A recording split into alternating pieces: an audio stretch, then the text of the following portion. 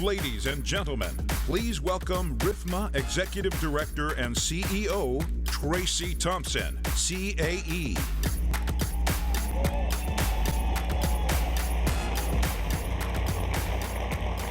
Good morning. Welcome to Denver.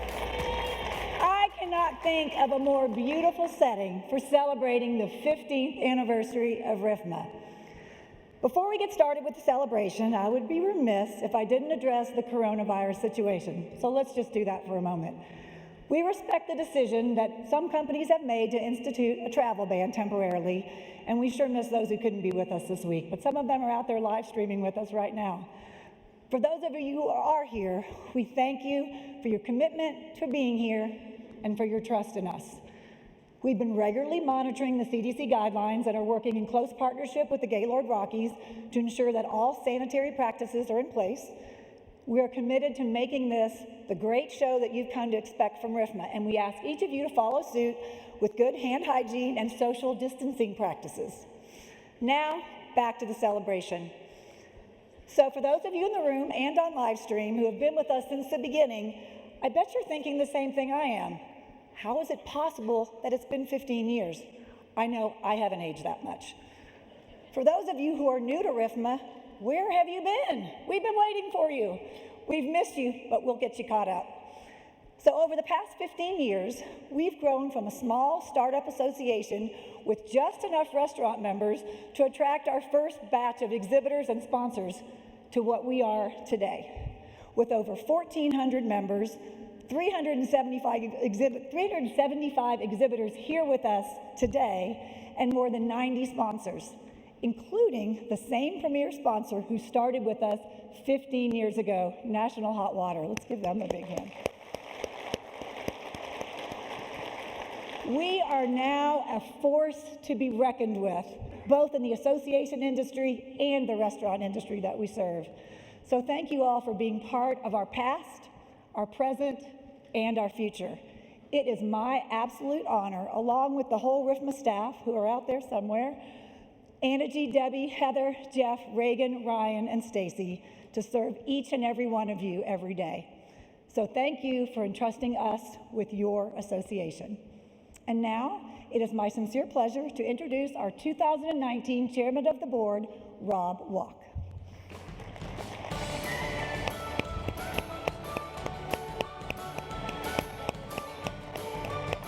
Thank you. It has been my privilege to work with Rob this year. We have heaped an awful lot on his plate these last months, but Rob is always up to the challenge. He addressed each and every situation with caution and forethought, and always wanted to ensure that everyone's voice was heard. Thank you, Rob, for your unending support and the enormous amount of time you put into RFMA this year. You know, if you were being paid by the hour, you'd be making, well, $0 because it's a volunteer position. Sorry, Rob. So now for his final thoughts as his term comes to a close, Rob Walk, everyone. Thank you. Thank you, Tracy, and good morning, RFMA. It is early. Our first official item of business for this annual meeting of our membership is to recognize our dedicated board of directors.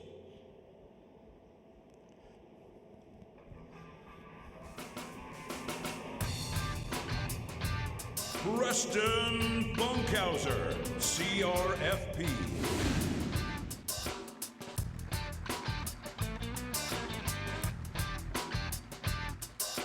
Tom Likens, CRFP.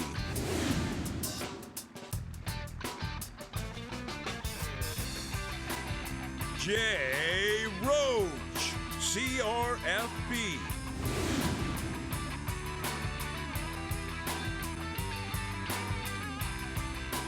Nikki Hale, CRFP.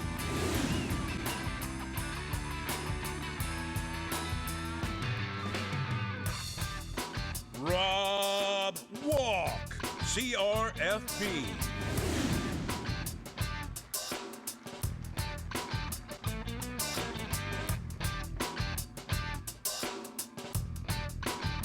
Samantha Boardstar.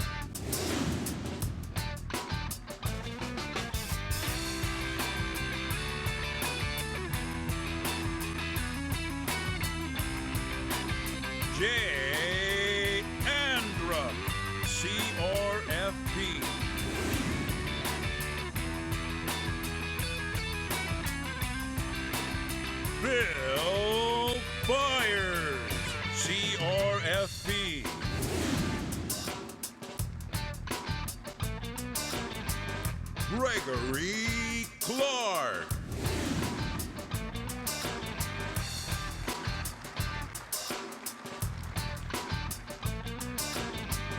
Rob Foraker.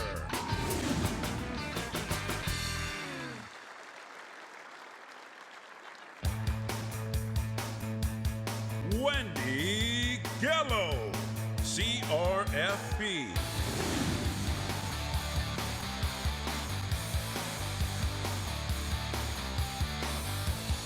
Bevan McPherson, CRFP.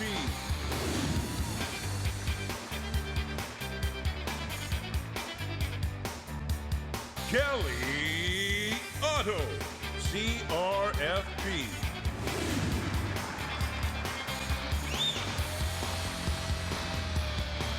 Valerie Schoenholz.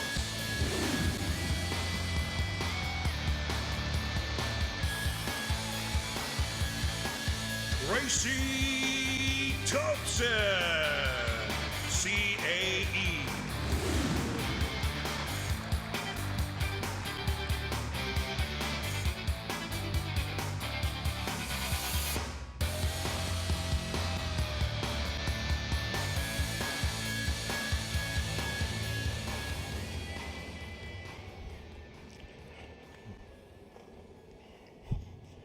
Next, we will vote on the officers, slate of officers for the 2020 Board of Directors.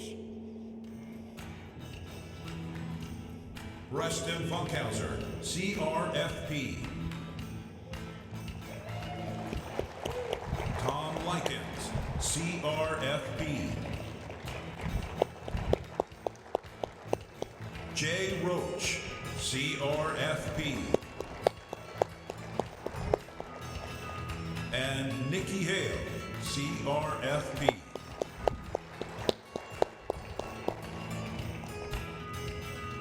Only association members may vote. May all who vote to accept the slate of officers as presented, please say aye. Aye. Any opposed? The slate is accepted as presented. Congratulations to the officers and thank you for your vote.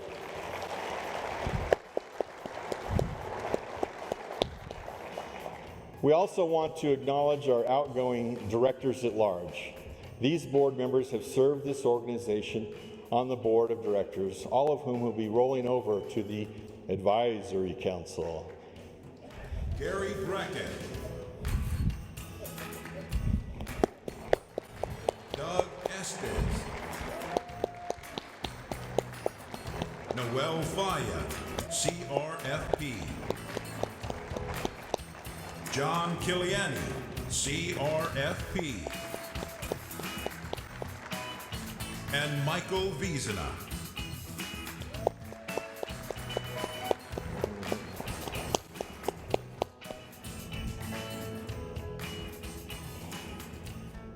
As my service as chairman ends with the preceding vote, I express my thanks to those who have served with me this past year and are rolling off to the greener pastures known as the Advisory Council. Thank you, Noel, John, Doug, and Michael. And a special thanks to our immediate past chair, Gary, who's been at my side as a sounding board and a guiding voice of support. I welcome Preston and the new board, and I know that they will do a wonderful job of carrying the leadership torch as we move forward and toward another 15 years of success as an organization.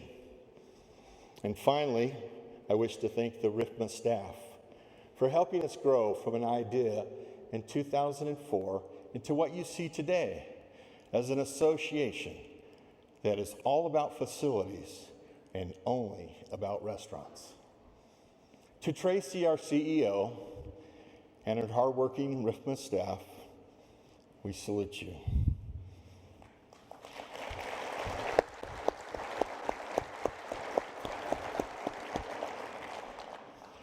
Now, I wish to share with you some final thoughts. RFMA members welcome to our annual association conference, also known as the largest family reunion of restaurant facility professionals and vendors in the world.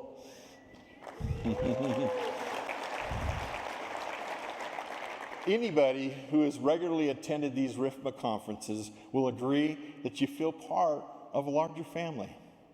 The way I see it, we all come from the root of a restaurant hospitality tree with many branches that complete the canopy, many brand branches. At the root is Grandfather Joe and Grandfather Jack. I see Uncle Jeff. Of course, Cousin Danny's always there. And Debbie. Uncle Gary. Nephew Kevin. Uncle Gordon, of course. Brother Roger. Cousin Randy. Never be missed. Brother Tom. Uncle Mark. Character, and Sister Kelly, and so many more.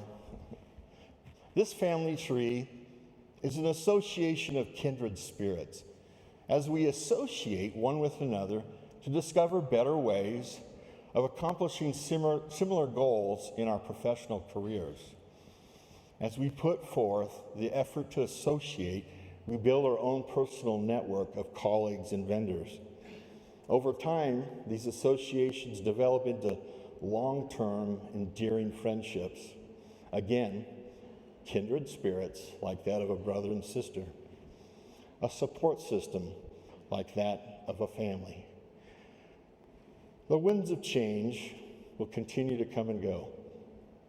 The storms of corporate mergers, downsizings, realignments seem to be more frequent and faster paced as the world moves faster and demands change.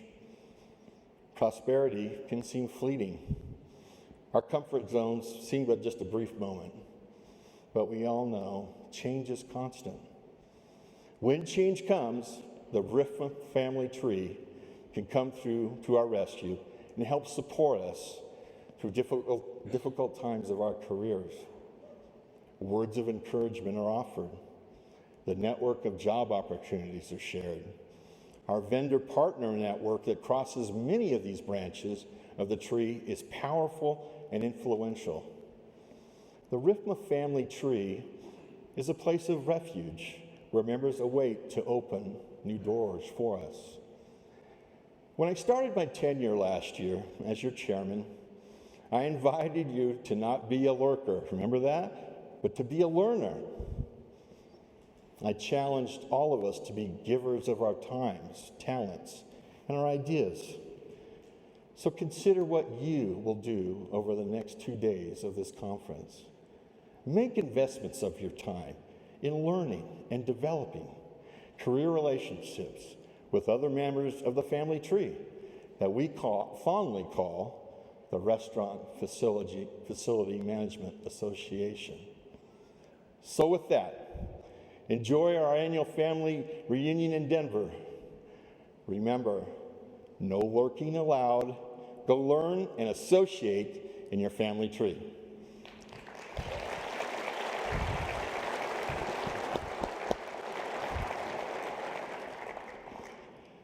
And now I'd like to bring Tracy out for a special announcement. Thank you, Rob. So, as we celebrate this 15th anniversary and celebrate all of the work and the many people who have helped get us to this point, I feel so proud of what RFMA has become, and I'm extremely confident that we will continue to thrive in the years ahead. So confident, in fact, that today I'm announcing my retirement as Executive Director and CEO beginning in July of this year. I'm leaving RFMA in the very capable hands of our talented staff, our board of directors who will usher this great organization into the future and continue the mission that was started back in 2004.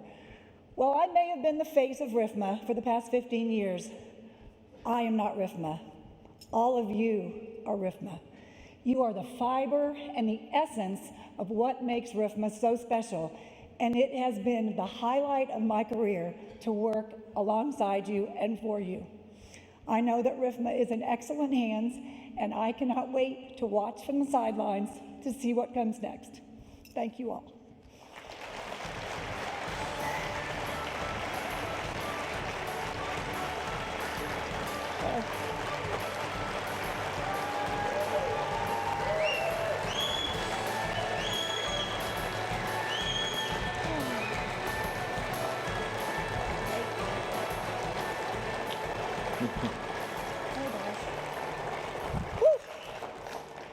Thank you all. Thank you. I love you all too. Wow. Oh, you were supposed to bring me Kleenex. I know, there was one at the bottom, they took it away. It's not often that you get to serve alongside leaders who serve with such passion, with such conviction, with such ethical, a moral compass.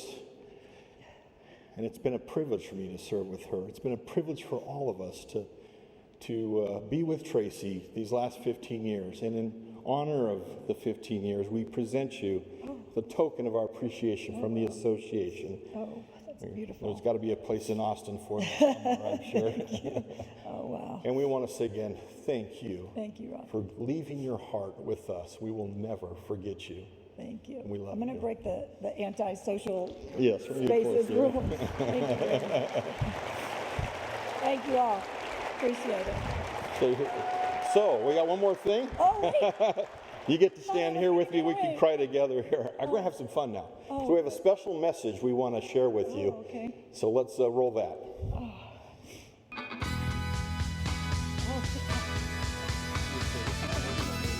I met Tracy when she first started at RFMA. We were working on the PRISM conference, and RFMA had a couple of booths, a few meetings, but a very enthusiastic group. And Tracy was at point. That's where it all began. Tracy was one of the first people I remember meeting, and she made such an impression on me because she was extremely professional, extremely passionate, and she made everything just run like clockwork. And if you know us, we're like herding cats. So she's a miracle worker. When I first met Tracy, it was during our initial conference out in Las Vegas. We really didn't know what we were doing, so we hired Tracy as contract labor to help us manage the event. And after about 20 minutes into the conference, we knew that we needed to listen to her. I first met Tracy at RFMA 2009. I was brand new to RFMA and brand new to facilities, and I was so eager to learn. I approached the RFMA booth and I asked Tracy so many questions, and she very patiently and very enthusiastically answered all of my questions, no matter how insignificant. And to this day, Tracy still does the same thing. Tracy is one of those squared away, strong professional women that says basically roll with it and don't let them ever see you sweat.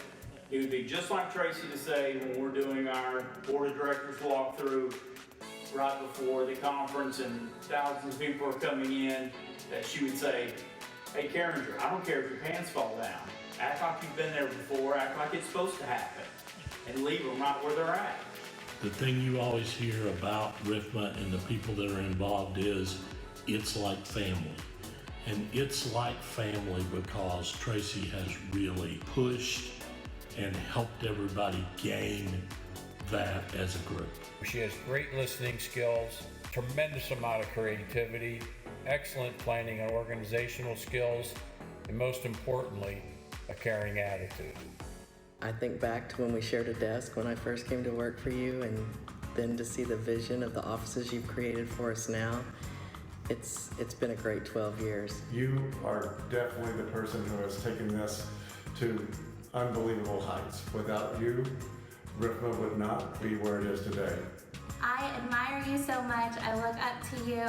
Congratulations on your retirement. Congratulations on all of your RFMA success. Tracy, you've worked so hard to build RFMA into the amazing organization that it is today. I'm so grateful to be a part of it, and congrats on your retirement. And I think we're going to start something up here after you leave. We're going to call it the WWTD. What would Tracy do? And I think if we follow and abide by that, we'll be just fine. So congratulations and enjoy. To say that you will be missed is an understatement. I mean, who else is going to cook me sweet potato hash dinners? You've set the bar really high. I'm so proud to have been a part of your tenure, even for this short amount of time. Thank you for your guidance and coaching. I will miss you sorely. You know how much I love change, so clearly you know I'm in denial. Thanks again for taking a chance on this Aggie. Gig 'em. Thank you for your leadership, your kindness, and most importantly, your friendship. We love you. May you enjoy all the time and have happiness with your family as you lived in Austin, and do what you do in Austin with the longhorns, the steers, and hooking them. My wish for Tracy is that together, following her retirement and ultimately mine, that we live together peacefully down in Austin, Texas, and are frequently visited by our 3 magnificent daughters. I would love to see her nourish her creative talents, whether that's her knack for interior design and building a home, or whether that is her singing and acting. My wish for you, Mom, is in retirement and would have so many moments where the rest of the family gets to come and visit you guys and share your life with you in Austin. I love you, Mom. Congratulations. RFMA staff, members, and conference attendees, thank you for the joy that you brought my mom. Mom, I'm so proud of you. I love you, and cheers to retirement. Oh, I do have a little something for you, in case you're wondering.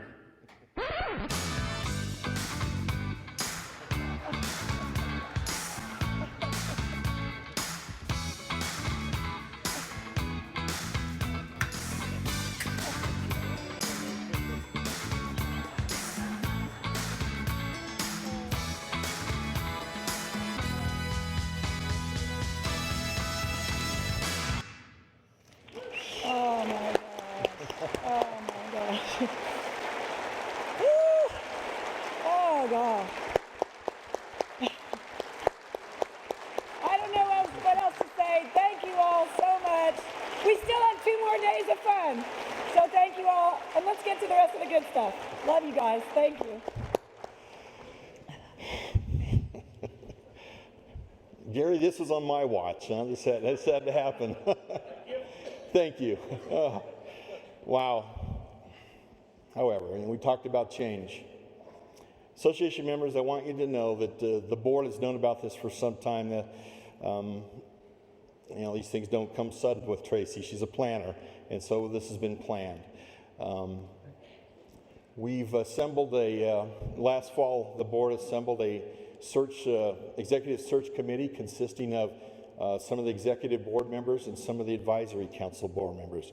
So that committee has been meeting, and we also hired an executive search firm, did that last fall as well, that specializes in association searches that would benefit us the best. So we expect this to conclude in the next 90 days, and we'll have a candidate to present to the board to be our next leader and executive director. So we're in a good place. This is a very vigorous search, and believe me, a lot of thought is being put into it, as we know we can't fill Tracy's shoes, but we certainly can find somebody that has the same family kindred spirit that we enjoy now, and we promise you that we will do our best to identify that person.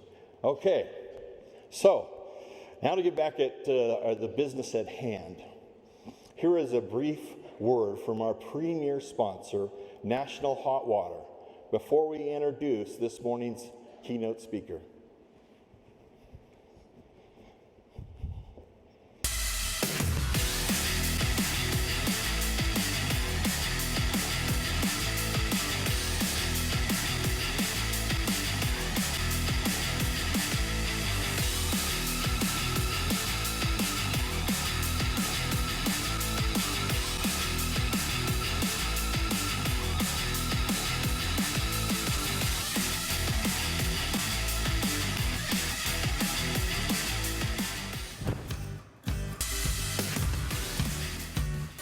Ladies and gentlemen, please welcome National Hot Water's Vice President of National Accounts, Randy Meyer.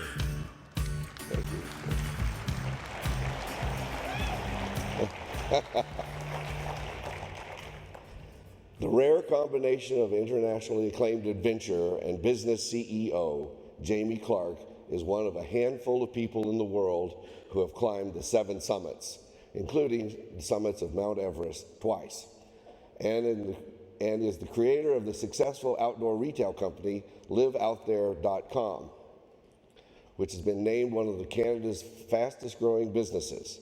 Now he draws from his unique position and accomplishments to deliver memorable and relevant takeaways about defining and achieving success, effective leadership in dynamic environments, and aligning your team to overcome any obstacle. Please join me in welcoming Jamie Clarke.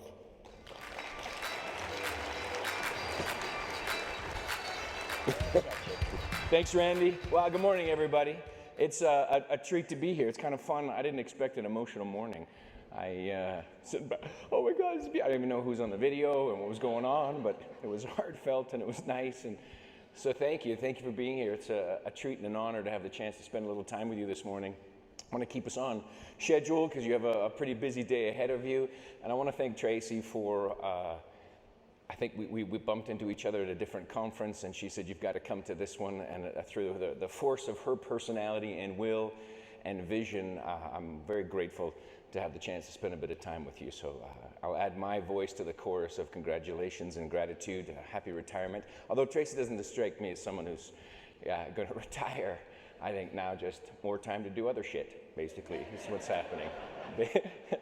Shouldn't swear right off the start, my apologies. Well, I'm, you know, when you come to a conference and you have a guest speaker, I'm always a little skeptical. I'm always a little worried, and you might be too, and I totally appreciate that, because I think outside speakers are often kind of cheesy and sometimes kind of lame, and it makes me paranoid when I fill that role. I do this a little bit in between expeditions and climbing, and so I'm always a little bit nervous thinking, God, who are you to come to my conference and tell me anything that I should know about our industry? And I wouldn't want to bridge that kind of gap because I'm not an expert in that regard. However, I can tell you that for 15 years I owned an outdoor retail store, and above us was a restaurant. Right upstairs, above us, that seemingly had difficulties with its washing system, which not unfrequently leaked into my down jackets on the main floor. So I became quite good friends with their management team, with their maintenance team. And over the course of those 15 years, learned to appreciate the work that you do directly, because as a partner, as a neighbor, as someone who shared the same building with a very busy and successful restaurant, and it struck me that of all the jobs that got done there inside that restaurant, it was in part, seemingly for me, the maintenance team that was maybe the unsung heroes. It was kind of this work that when everything's going well, nobody knows anything. Everything's working fine, nobody says boo. And then when there's a problem, all of a sudden there become issues. And it had, for me at least, a deeper understanding and appreciation for the work that you do to make these restaurants, these operations happen, where we as customers walk in, have our experiences, whatever kind of restaurant it is, and leave and don't even think about all the infrastructure that makes that even possible, not just to make it a great experience, but to make it safe from a health perspective. So as a fellow tenant of a restaurant, I'm still a little angry about the whole thing in the down jack, but I'm getting over that, and you did a beautiful job of taking care of me, and so I'm grateful for that. I come to this world of retail as adventure fairly naturally. I wanted to be a hockey player. Are there any Canadians in the audience? I just want to check. Oh, there are a couple. I'm surprised you admit that at this point, but so growing up in Canada, I wanted to play hockey. I'm a Canadian kid. I'm from Calgary. If you're not familiar with Canadian geography, it's like in Colorado. It's like a Denver, Calgary, right? It's like a Boulder. We're right by the Rockies, right by the mountains. And growing up in Canada, people want to play hockey. It's what we do. We also curl, which is a moronic activity, really, curling. I offended you if you're a curler, but give me a break. Although you can smoke and drink and still be Olympic champion when it comes to curling, which is good. Now, if someone hit your rock and you could beat them up, now I'd be into curling, and that's what hockey has. Hockey has that ridiculous kind of barbaric piece of violence involved in it, which is foolish and terrible, but it's an awesome game. It really is an awesome game. And growing up in Canada, we love the game. I wanted to be a professional athlete. I wanted to win the Stanley Cup, which is the holy grail of hockey. I wanted to maybe San Diego would have a hockey team and I could move to San Diego and make US dollars and live in California and marry a movie star. Wouldn't that be Justine Bateman? I even picked her out when I was a kid. Justine. If we're of similar age, I just turned 52, so if we're of similar age, remember Family Ties? Remember that show? Remember Mallory? I was crazy for Mallory, and I figured this is not the way I thought this presentation was going to start, but I was crazy for her, and I figured if I was a professional athlete, I could court her, she would dig me, we'd be happy. But my mom hates hockey. Terrible woman. Does not think it's a good game. Very unpatriotic. She hates it because it's violent, and it's that violent part, that reptilian brain of mine that she didn't support as a kid. Plus, she believes we live in a world where we make heroes of athletes, which doesn't make sense to her. We pay the millions of dollars to skate around in circles or catch a ball, where we pay people who come into your home when it's on fire a fraction of that. Makes no sense to my mom, and I'm glad I have her as a mom because that really sorts out priorities in life, that whole sentiment. But we always had this conflict because I wanted to play hockey, and she would, I don't think you should play hockey. It's a dangerous and violent game. You should be a mountain climber. It was her idea, all this stuff. Mom, mountains are dangerous. I know, but they're not violent, baby, and it's the violence that I don't like. And you're gonna hit your head, and you're gonna get a concussion. My mom, long before the long overdue conversation we're finally having as parents and as a community and talking about concussions, you're gonna hit your head, and what's in there is limited, and you're gonna be damaged. And then you're going to stay home a lot longer than I anticipated. So no, you're not playing that game. You should be a mountain climber. For every birthday, my mom gave me books about mountain climbing, adventure in general, but mountain climbing in particular. Every birthday. Can you imagine 1978, you're 10 years old, you come downstairs thinking you're going to get some Star Wars figurine, some new Chewbacca toy or something, and it's a book. And you're like, another book. Can't believe it. I flipped through the pages, didn't really read those books, because I'm angry, I got a book for my birthday. Then a few years later, around 13 or so, I began to read the books. I was desperate, clearly. And I began to read those books, and my life changed direction. Because I found in those stories, whether they were triumphant or tragic, whether success, failure, whatever the outcome, the people who had, I guess they'd cultivated the courage to undertake something where the outcome was unknown. This proper idea of an adventure, where they had the courage to begin something. They were rewarded tremendously. Maybe not in the accolades and the pat on the back and the successes we define it today, but just through the undertaking, their characters were forged anew. And I was mesmerized by that. I thought, Mom, maybe you're onto something. Maybe I should be an adventurer. Oh, but what about Justine? Like, what is she gonna do if I don't play hockey? She'll find someone. She'll never be as happy, but if I'm not gonna win the Stanley Cup, like what would be the mountaineering equivalent? So I grabbed the family's encyclopedia, because that's how you Googled when I was a kid. Beneath a candlelight with a quill pen, I studied the old text. My son, he's 19, he's like, Dad, how did you find information in the olden days? I'm like, oh, son, it was complicated, I tell you what. Surprisingly, we read books, boy. And I learned there of the Himalaya, of Nepal, Tibet, Mount Everest. I thought, that's it, I'm gonna climb Mount Everest. I made that switch quickly, because I believed it would be possible. I was lucky I grew up in a home where, we had a modest lifestyle. My stepdad, a school teacher, my mom stayed home and took care of the kids, and that allowed every day from school somebody warm and caring and come through the front door, a family, not unlike this. A belief in the possibility. My mom would carry that kind of influence along, that you were born into great opportunity and privilege in your lifetime. 1, you're my kid. It's a leg up for you. 2, you better take advantage of this. You probably won't even understand what opportunities you have in your lifetime, and you better leverage them. I think somebody said earlier to be a learner, not a lurker. God, I love that. A learner, not a lurker. That was the kind of philosophy my mom would have. So there was this possibility, but it was also met with a butt kick. If you came home from a sporting contest and you were wearing a participation ribbon, my mom would make you take it off.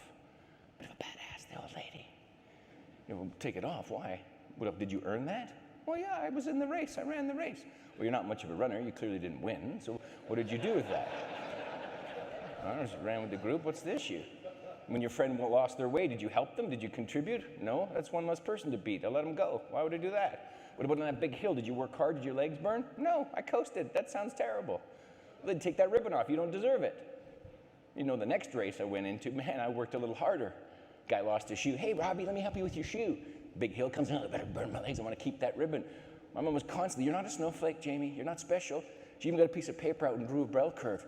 Here's the average, and you're in it. Someone's got to make it up, she would say. It's probably you. I know. In fact, you're probably a little on the left side of it. And her focus always was, are you moving? Are you moving forward? Are you pushing yourself along? Are you making progress? And it was this wonderful cocktail, and I've tried to learn from it as a parent, thinking, well, how do we offer that encouragement and belief that isn't just like, oh, you're special, you can do it, and here's your ribbon, you participate, rah-rah. Because you don't get to just be a heartbeat and show up and get reward. It doesn't work. That was her philosophy. So along with this idea that you have opportunity and you have privilege with a butt kick that came with it, there was this belief that by applying yourself, you could do great things in your life. I had won the Stanley Cup 1,000 times in our backyard hockey rink. My dad supported it even though it killed the grass. And I discovered years later why, because out there in the snow kept was the unmonitored bottle of scotch. Saturday morning, 10 o'clock, skate kid? Sure, Dad, let's go for a skate. Why not? 4 o'clock after school skate? Okay, sure, that sounds great. Out we go. And in my imagination, winning the Stanley Cup. I had done that. Why wouldn't I be able to climb the world's highest mountain, the Stanley Cup equivalent, Mount Everest? Funny thing, when I had that dream, I kept it quiet for quite a while, which is often the case with ambitious goals. We keep them quiet. New Year's resolutions, I think we do the same thing. Why? I think it's in part for fear of being judged if we fail, and probability is that we will. So we don't want to make mention of it. Better to keep that dream or goal quiet.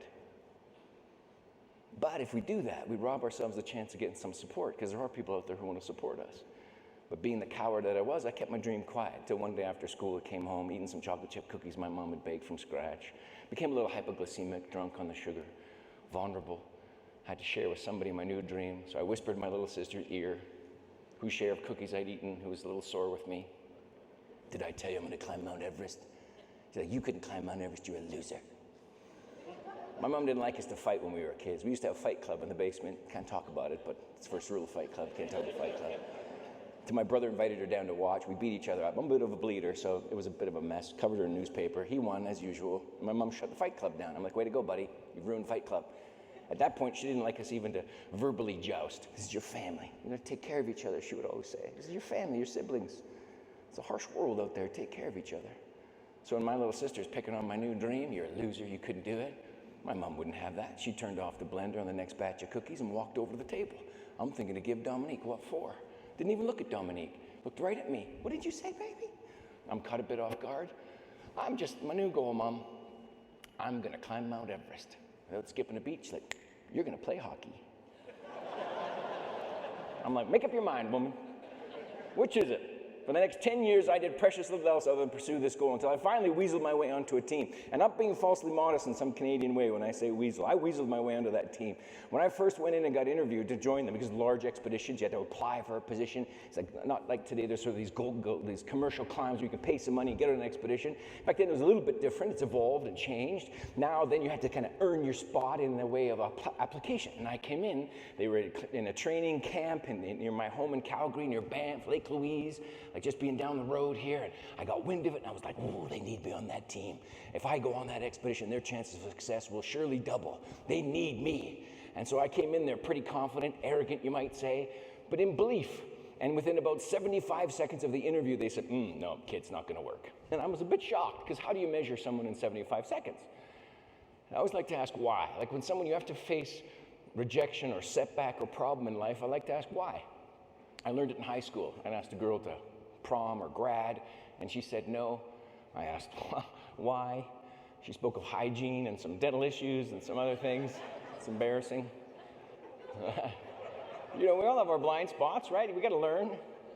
Always learning. So I did some research and realized, I could correct this problem with some scrubbing and bleaching. And then I went back, and she was like, wow, good for you, but still no. So I asked another girl, she said yes. And that's where I kind of learned this idea of a constant sense of curiosity, constantly wanting to learn, constantly looking to learn, always, especially in the face of something that's embarrassing or we don't want to listen to it. In fact, if we feel that kind of moment, and that's when we want to cut and run or find excuses, that's the moment we got to kind of sit in that uncomfortable pocket and take some feedback. And so I was accustomed to asking. I was accustomed to facing rejection and accustomed to asking why. I'm not trying to convince you otherwise. I just want to learn. Just want to learn from what's going down. So they're like, no, you can't go. But why? Well, Jamie, now that we've met you, you're clearly a jerk. I don't know why I'm looking right at you while I'm telling the story, but I'm sorry. I'll gaze out into the distance. But that was like, what? How could you? What do you mean? Well, you're clearly a bit of a moron. And they said some other things I can't repeat because it would be off color. Then they started talking among themselves. Could you imagine being stuck on a mountain with this guy? I'd kill myself. And I'm like, I'm still here, fellas. And they're like, yeah, why? Get out of here. And I was just shocked that you'd think, in an interview process, when I've interviewed employees and you knew it wasn't going to be right, you go through the process. You give the 20 minutes, 25 minutes. Oh, wow, we'll get back to you. And we don't tell each other the truth. And I was so grateful that they told me the truth. Although, man, it was painful and shocking. Why? Because you're a moron. No amount of talent will ever outpace a bad attitude. Doesn't matter how good you are at your job. If you bring a toxic attitude, you'll just destroy the effort.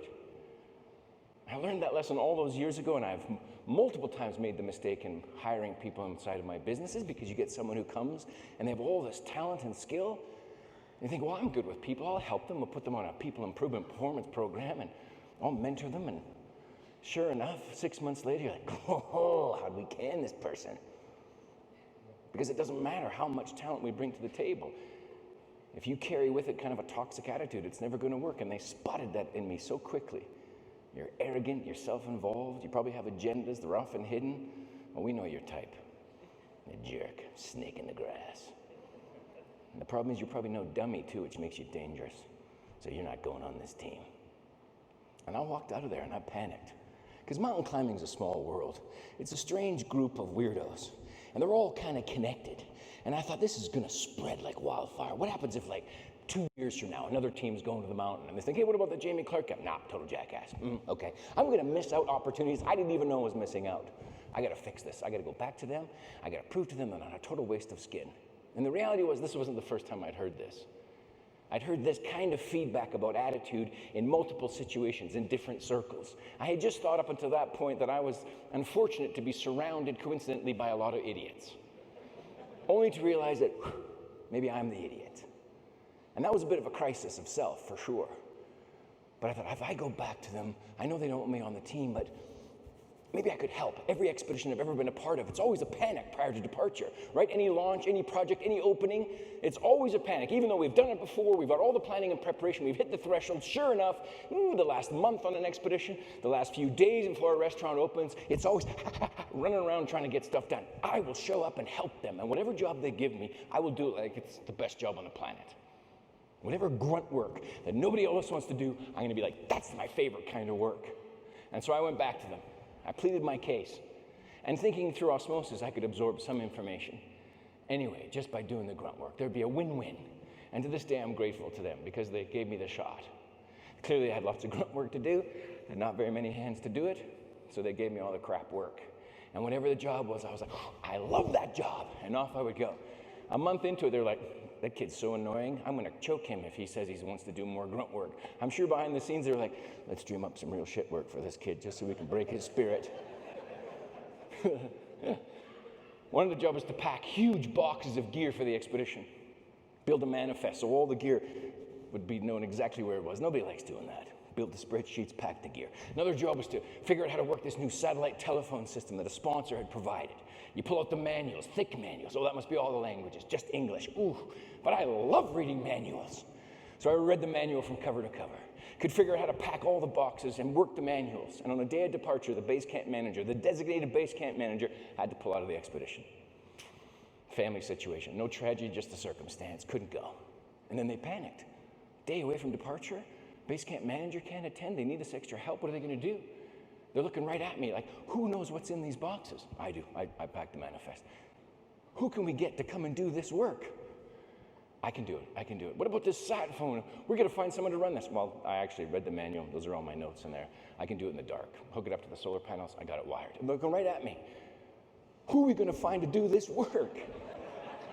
They went out into the community trying to find somebody. And I'm like, no, I'm still here. I'm still the only one. Probably nobody else who's got the time because I'm clearly doing nothing. I can go. And they're like, You could just see the leader like, gave me the job. I was like, I will not let you down. I will carry that phone to the summit of Mount Everest. I'm going to the top of the world, man. High five. He's like, God, kid, you're weird. No, you're not. You're in base camp. You're not going on the mountain. Love your passion, but you're a bit weird. It ruins it. You're not going up the mountain. You're in base camp. Get that through your thick head. I can't even believe we're inviting you. I will not let you down. In the back of my mind, I'm thinking, hey, this is Everest. He's not going to let me go on the mountain. We'll see. Chances are somebody on this team is going to get sick or die. And when they do, I'm taking your place to the summit. What a terrible human being. I was looking through, what are you, size 11? Okay, hopefully you'll be the first to go. I'm watching you. Put a little E. coli in your snack there. Oh, terrible. You know, I don't know. Maybe my son is 19, my daughter's 16. I'm spending a lot. He's in this, gap year, heading off to school, and you hear if you have kids or around kids or have the misfortune of being a parent. No, just kidding. It's a wonderful thing. But it makes me think, because I hear him say things. I hear him talk on the phone with his friends. Oh, they don't talk on the phone, but I read his text over his shoulder, and I just think, man, you're a moron. Like, what is going on in your brain, man? But then I realize he's twice as smart as I was at that age. It's so easy to forget our former self. It's so easy to forget the progress that we've hopefully made and take those things for granted. And I look back, and I think it's a helpful exercise because it helps us create a little bit more empathy and understanding for those who are coming. And empathy not from an emotional perspective, but from a deep intellectual exercise, like to really understand that person in that other spot, to really think what it must be like for that to be that experience so that we can improve our communication. And looking back and having that reflection, man, I just said and did some dumb things. So self-involved. I wanted people on this team to get hurt so that I could succeed. Like, it's just embarrassing to think that.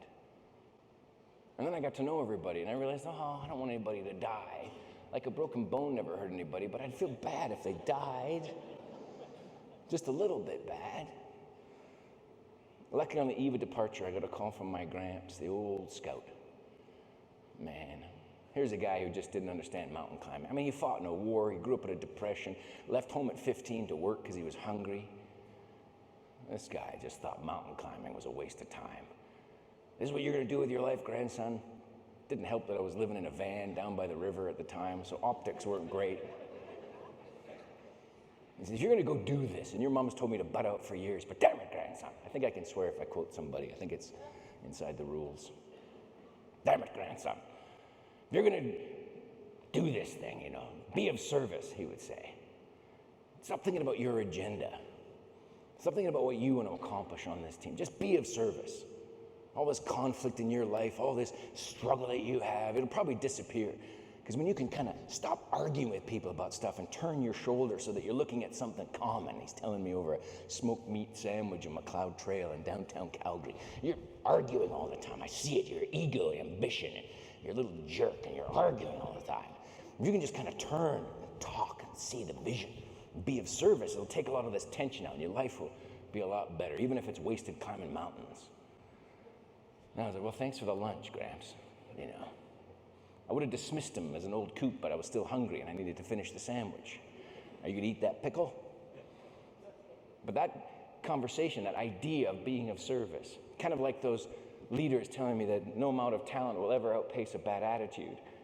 This idea of then complementing that with this service philosophy would again change the direction of our expedition. We would go off to the mountain, no longer just thinking primarily every day about my agenda and how I can manipulate the situation to afford me the goals and things that I wanted, and just to be to kind of push that back and just, let's serve the mission. How do I help this team safely climb this mountain?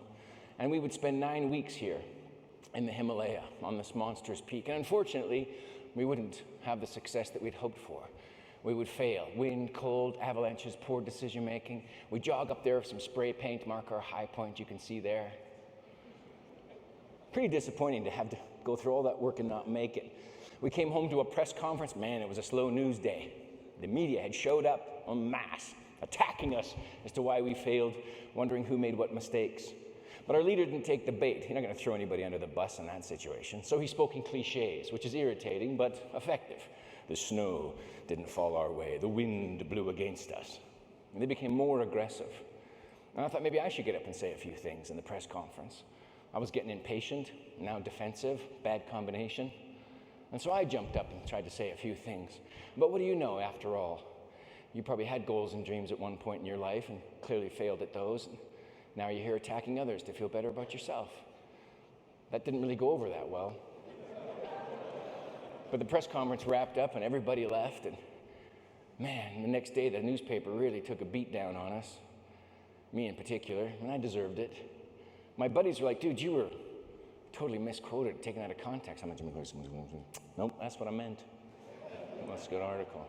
Sometimes in life, mirrors lift up from the surrounding terrain and reflect the raw reality of who we are. Hopefully it's not public, but social media doesn't help that these days. But when those lessons are being taught, man, it is in our best interest to pay some attention. And it really threw me for a loop because everywhere we looked, this thing was characterized as a failure. I know we didn't reach the summit, but in a small egomaniacal way, I felt like, yeah, but in some way, at least we got to go to the Himalaya and try. Like those books I'd read as a kid, they were no longer a dream. They were in part reality. Failure, yes, but made me think, well, what is success? I mean, I knew what it was as a student at school. I knew what it was as an athlete. And even then, and I still know it now, I get measured by the density of my wallet, facades I can put forward, leveraged on debt or otherwise. There's success. But what do I think it is behind the scenes, if I'm really honest and thinking, what do I think success is? I didn't know. Too willing to agree with whomever spoke last, kind of a dangerous way of going. We got to go back to the mountain. Not just with the goal of reaching the summit, but forging some of the character we clearly lack. I started calling teammates, all of whom were angry. It's 4 a.m. That's a good point, good point. More reasonable hour would be better. I'm going to surround myself with the best climbers. I wonder if I could pull a full team together where I'm the weakest climber. Probably not possible, but I'll give it a try. It was actually shockingly easy when you go looking to find people better than you to fill the room. Because subconsciously, we pat ourselves with people who help us feel good about our ideas, our perspective on life. A failure of our subconscious. Because then we're not challenging ourselves. I couldn't take it, though. My ego was too fragile. Every training climb, I was the weakest. Every meeting we had, I had the least experience. I thought maybe I should pull out of the expedition. I'm not bringing any value. It was a good idea in the beginning, not so good after all. It's not fun being the dumbest in the room. And then we got together and have a meeting and said, we need to raise money for this expedition. We need to raise $500,000. We need a salesperson to go out and sell the expedition. I thought, that's me. I mean, who can't sell, right? You probably know salespeople in your life. It's a pretty straightforward job. You show up at 10, you leave at 2. It's a long lunch, probably at your restaurant. Big deal. Collecting commission and going to the President's Club. That's what salespeople do. That's what I thought. Until, again, I was a salesperson and realized there's a lot of work involved in this. And for 6 months, I went out and pitched and raised nothing. I had $500,000 to get, and I raised nothing. Finally, I closed a guy who ran a restaurant, a Tim Hortons, my Canadian friends. Good old Tim Hortons, yep. Gave me $5,000, for which I was grateful, and a donut gold card, for which I curse him. You don't give a kid living in a van down by the river a donut gold card. I'm going to eat at your franchise 4 or 5 meals a day. I'm not self-conscious. I'm coming in. I need 6,000 to 7,000 calories a day to keep up with the demands of training. I'm going to come there. And back then, there were no healthy soup and salad options, donuts and coffee. There were muffins. Don't be fooled by a muffin. Same shit, different shape. That's all a muffin is. Honestly, I'll take the muffin. Have the donut, same crap.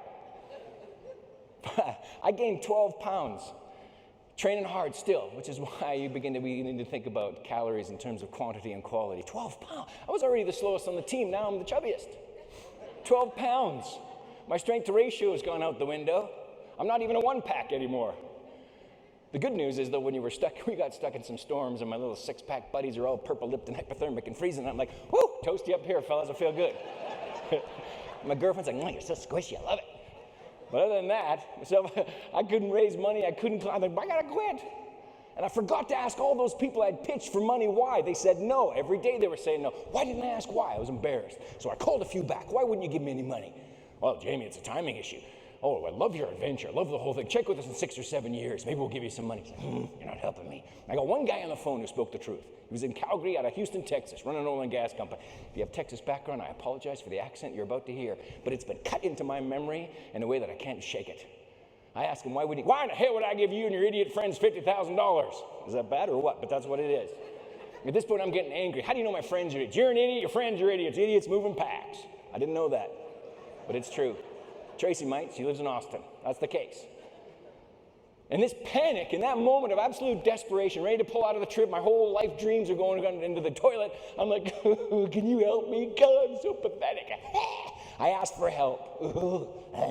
The worst kind of person. Can you help me? And you know what he said? Sure. Call me next week. We'll work on your executive summary. It's 4 pages, dude. Summary, 1 page. What? You'll help me? Sure, I'll help you. 1 hour, that's all you get. What? Okay, great.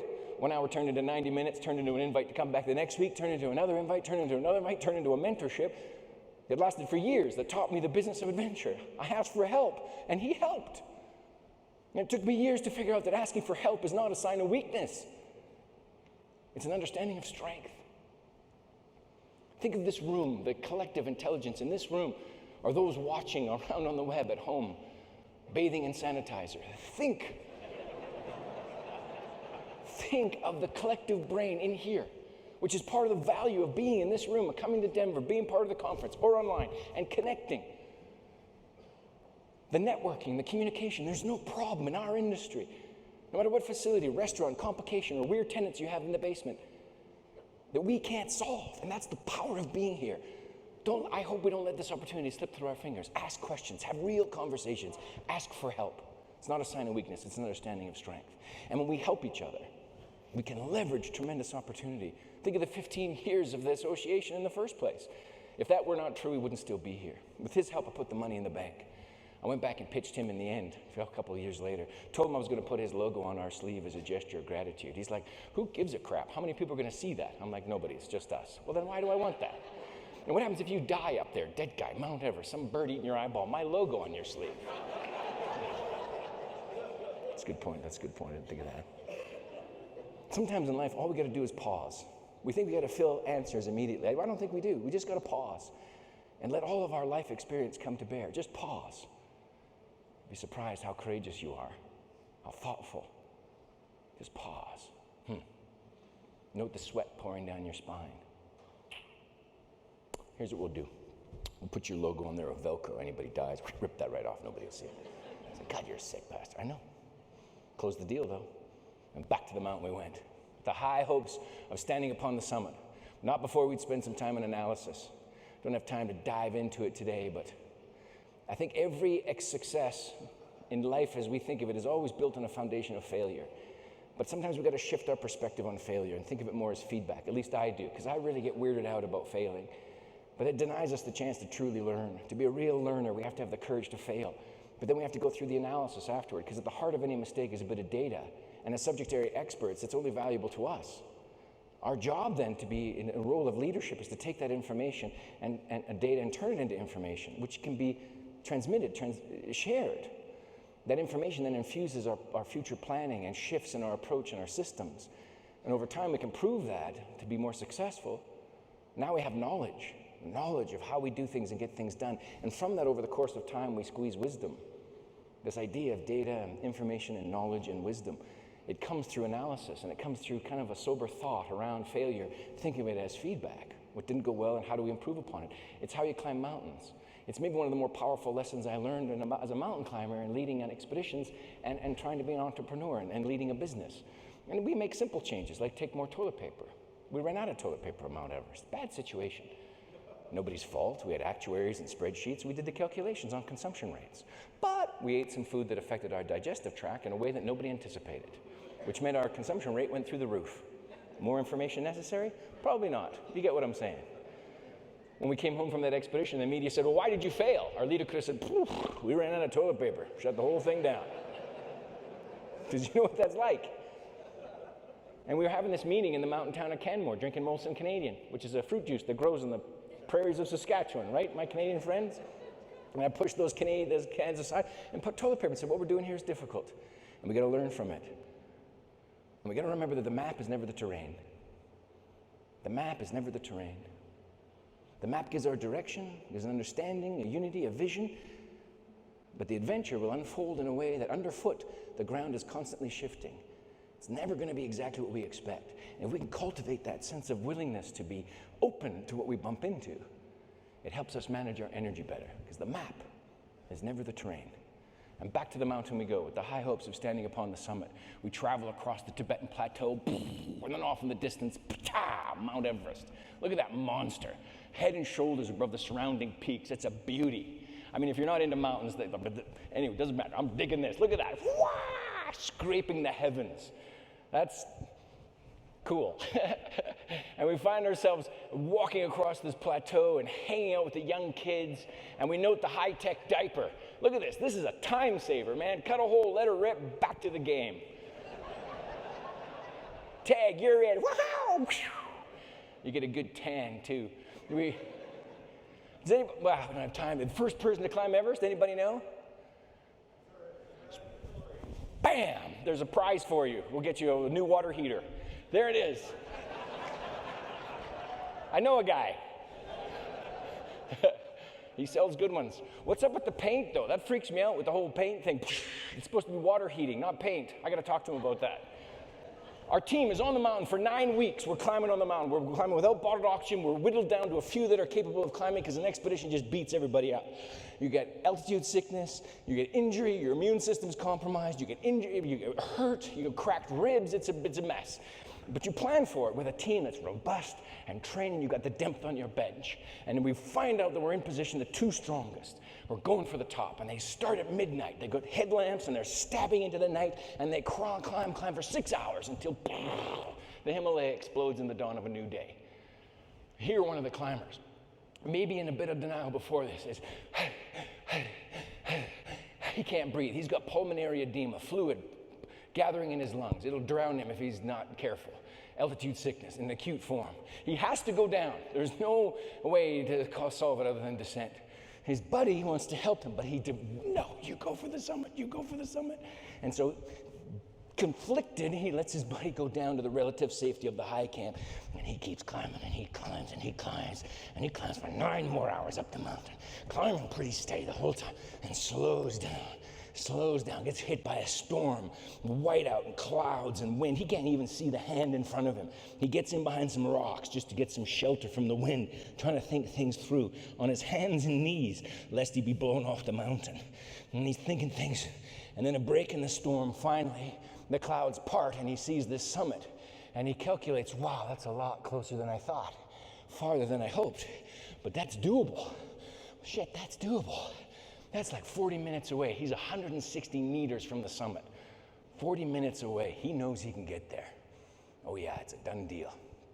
The question is, can he get back down? And it's the round trip that counts in mountain climbing, right? And it is. Oh, the conflict. Because you know you're not coming back next weekend. That's the thing. This is 18 years in the making, a professional effort. Can I make it back down? And you're seduced at this point, right? You've got summit fever. You so badly want to reach the summit. Where your passion has begun to bleed its way into obsession. Where values are compromised, right? Judgment becomes clouded. He pulls out his radio. This is what he had to say. Okay, John, how do you feel? Well, I feel fatigued, disappointed, relieved, I guess. I can't go up anymore without jeopardizing my life. I've accepted that. I don't have it in me. Not this time. Not the sequence that took place to make it to the top. Over. So with that, he lifts himself up out of the snow, began working his way down the mountain. Didn't make progress that he should, so we begin our rescue attempt. We're watching as he's coming down, and then he stops again, no longer moves.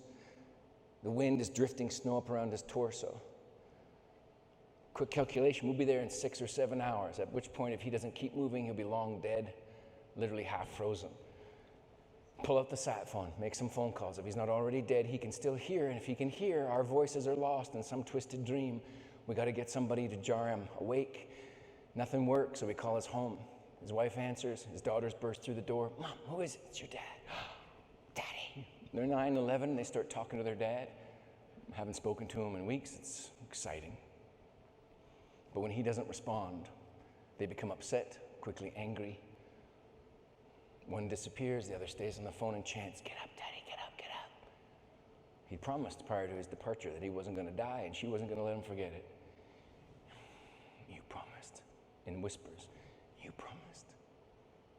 And with that promise and that memory for the first time in nearly an hour, he speaks. And together those girls pick up their dad and carry him down the mountain in a rescue that would last more than a day. In moments when I thought he was gone, our hands cold, his pulse weak, I don't know. They saved him. I've been in situations with other climbers who were in better condition who didn't make it, but somehow he did. And all I can say is that is love. That's the only explanation. Love. Their love carried him off the mountain. The rescue would complete, he would convalesce, and we jogged back up there with some spray paint, marked our high point. Came home to a media that were pretty aggressive. Jamie, you failed both times. You get the sense you don't have what it takes. Plus, you nearly killed your friend. Yeah, you're right. Good point. I do worry that we don't have what it takes. I don't know if we do or we don't. I believe we do. And if any on this team will go back, I'd be honored. Because we could quit now, and then we're going to live the balance of our lives wondering what if. It's a trivial pursuit, climbing mountains, I get that, but it means nothing and it means everything. Or we go back in the totality of our effort, and if failure is the outcome, so be it. There's no dishonor. I'd much rather that than the dull ache of regret. We're going back.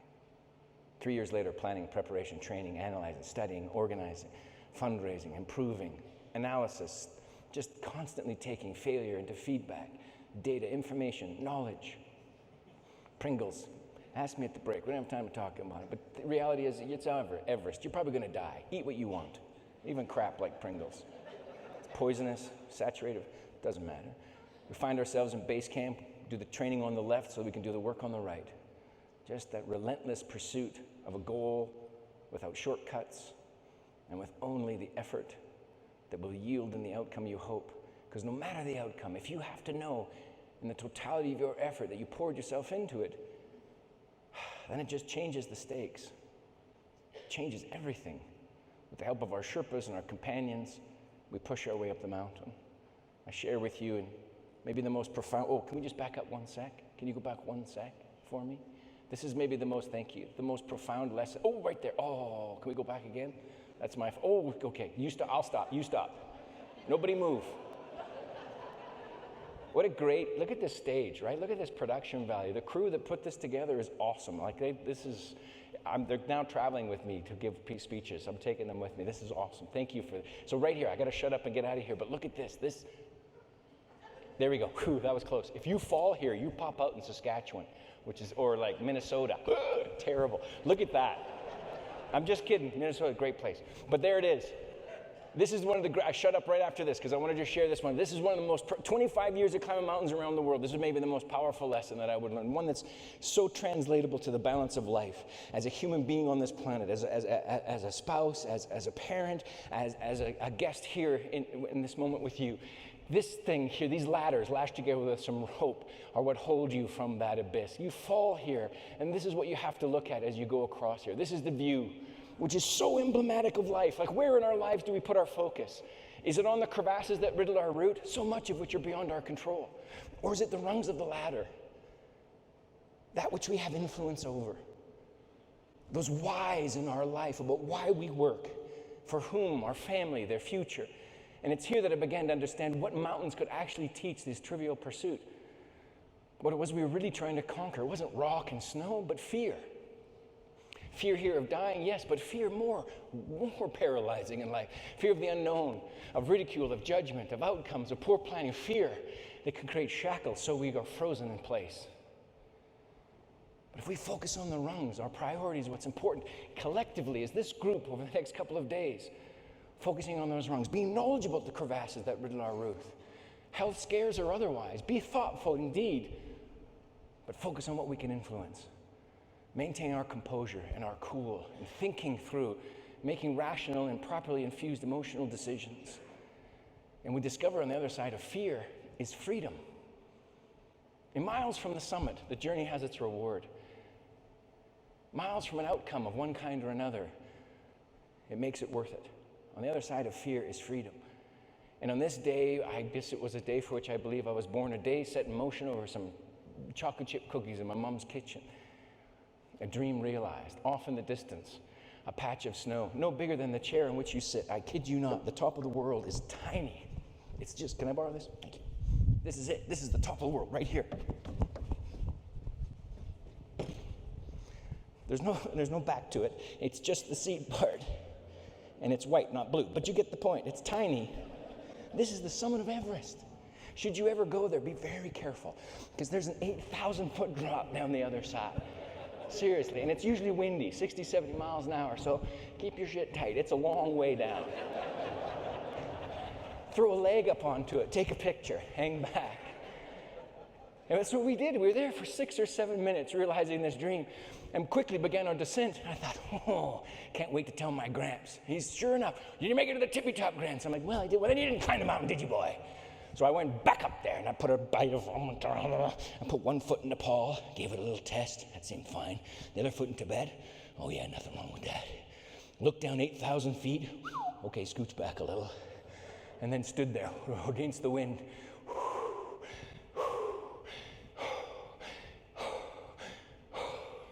Top of the world. You could see stars. It was mid-morning, but the atmosphere was so thin. Those are stars.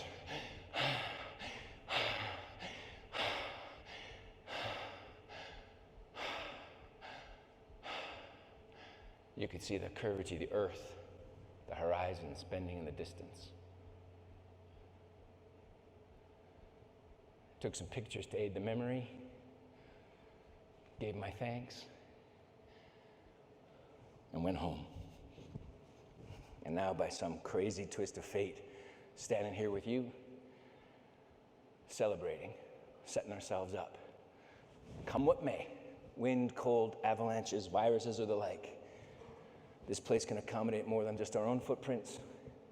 In the spirit of this meeting, this gathering, these days here in Denver, the summit awaits. I wish for you the courage and the passion to go to it. Thank you very much.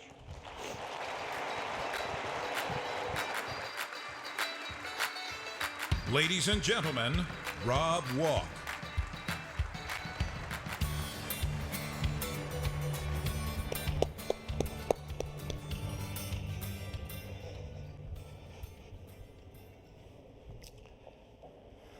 That's a tall mountain.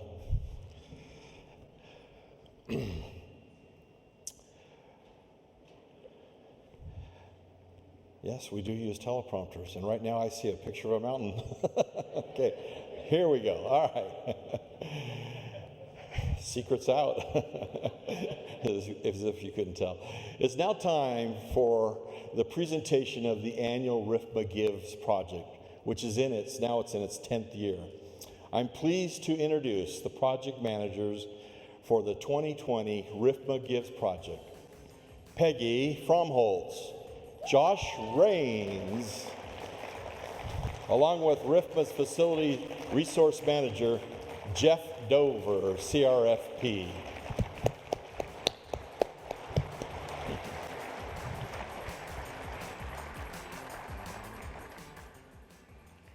It was a great experience co-chairing this year's project. I was quite sure, I didn't know what I was getting myself into at first, but I quickly found out that it was a team effort. I co-managed the second project that we did at Same Cafe in Denver back in 2012, and the size and the scope of our project sure has grown since that time. Thank you so much, Peggy and Josh.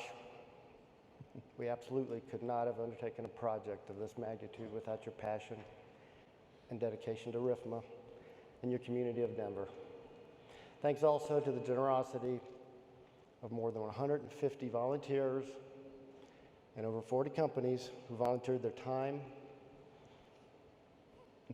equipment, materials, and money needed to make this all possible. The video we're about to show will tell the story of this very unique project that was RFMA Gives 2020.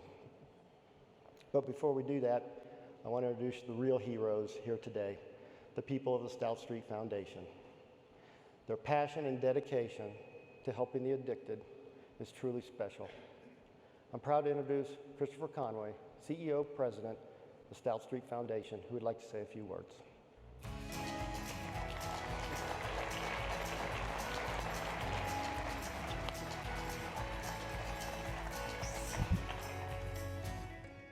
Good morning, and thank you so much for allowing me a few minutes to express our gratitude from the residents, the staff, and the board of directors of Stout Street Foundation.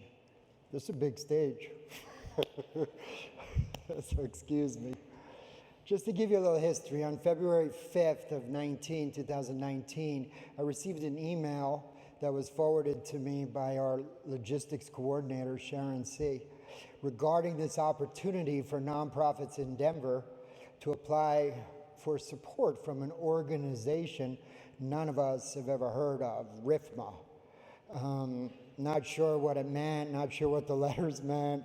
We screwed that up all the way through this, but we figured it out by the end. At the time, we figured we didn't have anything to lose, so we just threw up a Hail Mary.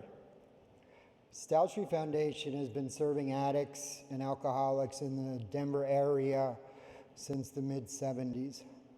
Our mission statement is built around the idea of self-sufficiency and not taking any more from society than our residents already have. Only in the last 15 years have we started outside fundraising in the hopes of trying to improve the program and the facility for more than 150 residents that call Stout Street home for 2 years. It's a long-term treatment center. A few months passed and we haven't heard anything back. Then we got information that Stout Street was chosen by RFMA as the beneficiary of RFMA Gives Day. And still, we sat in a conference room like, we were all excited, but we still had no idea what it meant. We were like, oh, this is great, but what did we win or what did we get? During our first sit-down meeting with Jeff Dover and his amazing team, they asked us this simple question. If money was no concern, what would you like to see happen? It's like, oh, we need a new building, let's paint the outside, our list was like incredible where we started. So, for 15 years, we've been in this abandoned, rundown building. And we had to prioritize our projects. We had to look at safety concerns, we had to look at needs, addressing them as funds became available. So the potential wish list was pretty extensive, as you can imagine. From new boilers for our administration building to window covering for our residents' rooms, new carpets, paint, and everything in between. And Jeff put out the call to all the RFMA members. And one by one, you all stepped up to the plate, and slowly and surely, that list started to get checked off. We were blown away. Stout Street's motto is helping people help themselves. And I've never seen a day that was more embodied of that spirit than on September 21st, 2019. We showed up not fully knowing what to expect.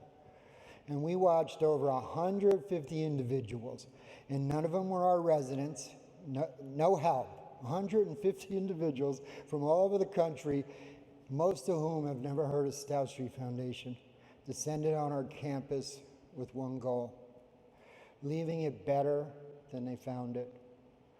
In less than 8 hours, Our campus received a transformation that was 15 years in the making. Incredible.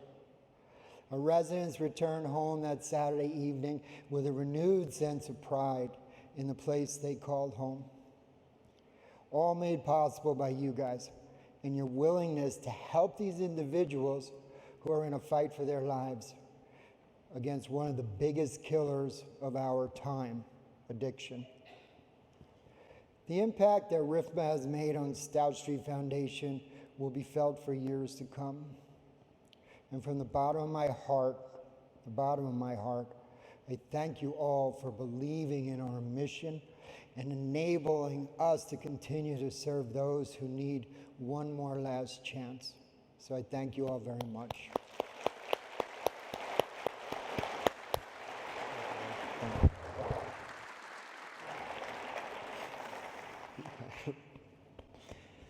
You're a good man. And you over there in Stout Street, you're great people. Thank you so much. Damn.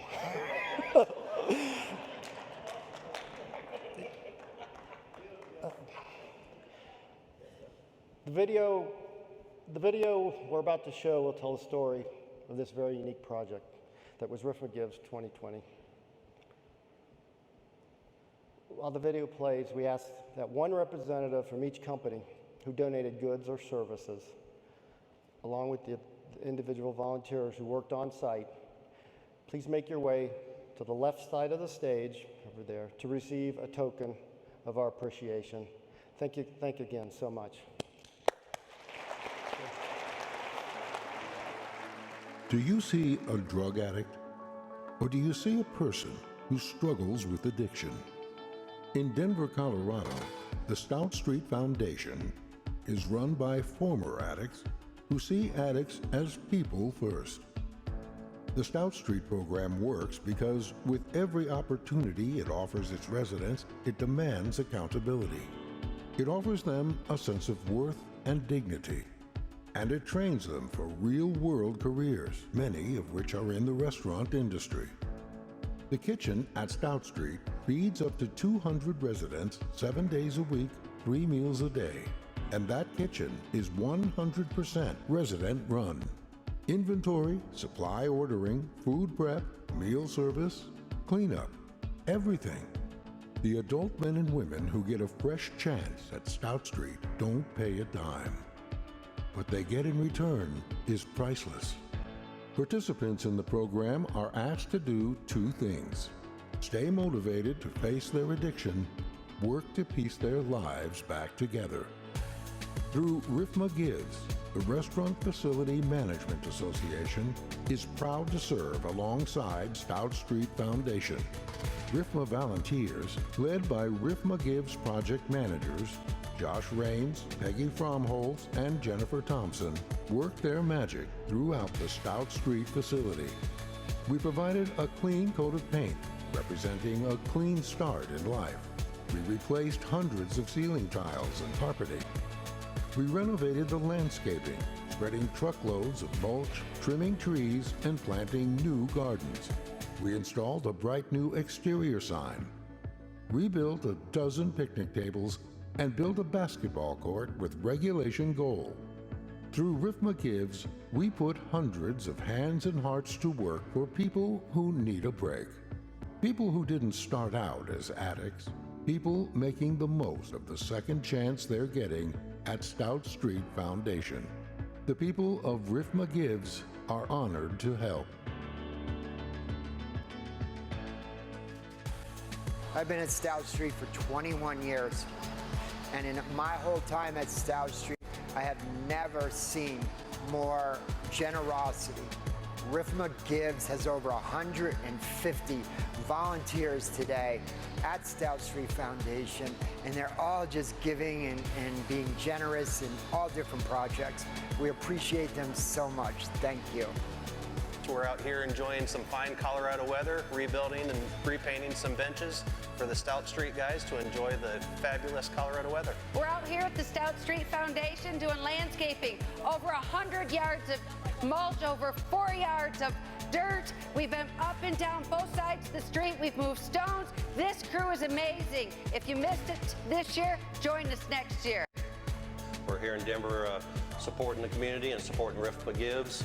It's great to connect with new vendors and old faces, and glad to be here. It's been a great day. And we're just so incredibly happy to be here today. This is our second year to be a part of RFMA Gives. There's 5 of us here from Hobart Service. We've been painting all day, and it's been wonderful. We recognized a couple years ago how great this organization is, and we'll be a part of it for many years to come. Hi, this is Russ with Permadrain, and we're the water sponsor this year for RFMA Gives, so we're happy to be a part of this. We started last year, and we're happy to be out here and donate our time to give back to the community. So if you look around this amazing RFMA Gives Day, you'll see all these volunteers from across the country that come and give their time and effort here for RFMA Gives today. Thank you so much. We want to thank all of those who volunteered, all of the vendors who donated, and those who donated material to make this a success. For those who haven't had an opportunity to serve at one of these events, I strongly encourage you to do that. You will leave with a feeling of service that you will always remember. So a great thank you to everybody involved. So here we are, finishing up the end of the day for our 10th annual RFMA Gives project in Denver, Colorado. We've got a little bit of landscaping that they're finishing up just behind me. We've been doing ceiling tile replacement, ripping up carpet, painting.